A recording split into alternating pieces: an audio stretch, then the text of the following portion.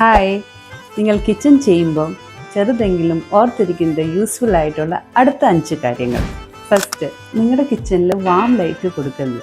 Cooking ചെയ്യുമ്പോൾ നല്ല വെളിച്ചമില്ലെങ്കിൽ വളരെ പ്രയാസമായിരിക്കും. അതുകൊണ്ട് എപ്പോഴും നാച്ചുറൽ വൈറ്റ് ലൈറ്റ് അല്ലെങ്കിൽ കൂൾ വൈറ്റ് ലൈറ്റ് കൊടുക്കുക. പ്രൊഡക്ടിവിറ്റി സ്പേസിൽ ഈ ലൈറ്റിംഗ് ആണ് ഏറ്റവും നല്ലത്. സെക്കൻഡ്, ഡ്രോവേഴ്സിൽ എപ്പോഴും സോഫ്റ്റ് ക്ലോസ് ചാനൽസ് കൊടുക്കുക. ക്യാബിനറ്റിന് ഓട്ടോ ക്ലോസ് ഹിഞ്ചസ്.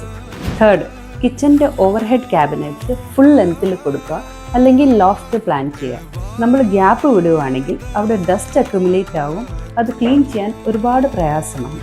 ഫോർത്ത്, നമ്മുടെ ഇന്ത്യൻ കിച്ചണിൽ ചെറുതും വലുതുമായ ഒരുപാട് അപ്ലയൻസസ് ഉണ്ട്. Mixie, grinder, chopper, sandwich maker, അങ്ങനെ എന്തെല്ലാം. ഇതെല്ലാം കൗണ്ടറിൽ ഇങ്ങനെ കിടക്കാറുണ്ട്. നമ്മളൊരു റോളിംഗ് ഷട്ടർ പ്ലാൻ ചെയ്യുവാണെങ്കിൽ ഇതെല്ലാം അതിനുള്ളിൽ പ്ലേസ് ചെയ്യാനും പറ്റും. അതിലൊരു പുൾ ഔട്ട് ഡ്രോയിങ്, ഒരു പ്ലഗ് പോയിന്റ് കൊടുക്കുവാണെങ്കിൽ അവിടെ തന്നെ വെച്ച് യൂസ് ചെയ്യാനും പറ്റും.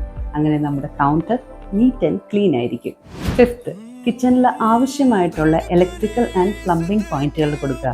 Fridge, mixie, oven, induction, air fryer, അങ്ങനെ എല്ലാ ഉപകരണങ്ങളെ പറ്റി നമ്മൾ മനസ്സിലാക്കിയിട്ട് എല്ലാത്തിനും ആവശ്യമായിട്ടുള്ള ഇലക്ട്രിക്കൽ പോയിന്റ്സും പ്ലംബിംഗ് പോയിന്റ്സും കൊടുക്കാൻ മറക്കരുത്. അപ്പോൾ ഈ വീഡിയോ സേവ് ചെയ്യുക.